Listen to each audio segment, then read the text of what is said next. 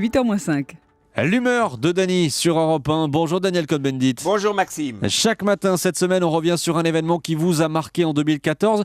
Et alors aujourd'hui, vous avez voulu revenir sur une image. François Hollande, seul, sous la pluie, une pluie battante. C'était en août dernier sur l'île de Sein.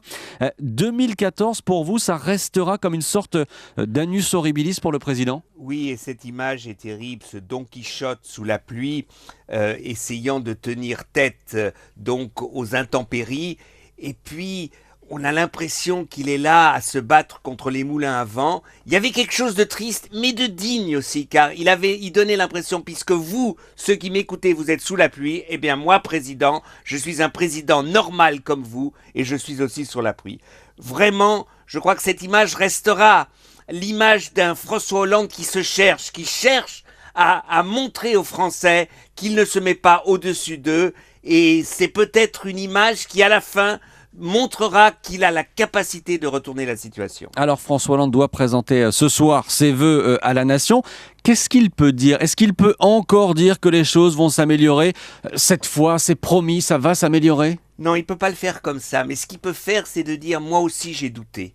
De dire aux Français que le doute d'abord l'a envahi et que maintenant il a des raisons de croire que la France, d'espérer que la France puisse s'en sortir, que les Français avec lui et lui avec les Français, eh bien ils tireront ce pays hors de la crise. Pourquoi ? Parce qu'il peut expliquer qu'il y a maintenant des petits symptômes, des symptômes qui peuvent s'agrandir, de sortir, des symptômes économiques, et en fait d'expliquer aux Français qu'à la fin, et je crois que là, il a raison. Si nous commençons à avoir confiance en nous, eh bien, nous sommes capables de surmonter les crises. C'est pas quelque chose d'objectif. C'est pas simplement la grande politique, mais c'est l'énergie collective qui permettra aux Français de sortir de la crise. Et ça, Hollande, s'il part du doute pour expliquer pourquoi on peut surmonter le doute, eh bien, là, il peut arriver à faire un grand discours. Mais ça veut dire que pour lui, 2015, ça peut être l'année du grand retournement ? Eh bien, il faut avouer que, et on le lit un peu partout, il est gonflé à bloc. Donc il est vraiment gonflé. C'est-à-dire que tout le monde le donne perdant, tout le monde lui dit c'est fini, et lui il dit attendez.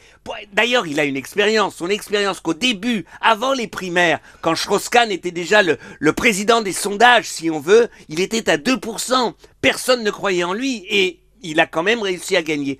Et c'est ce karma-là qui pousse Hollande, qui dit « je peux y arriver, je veux y arriver ».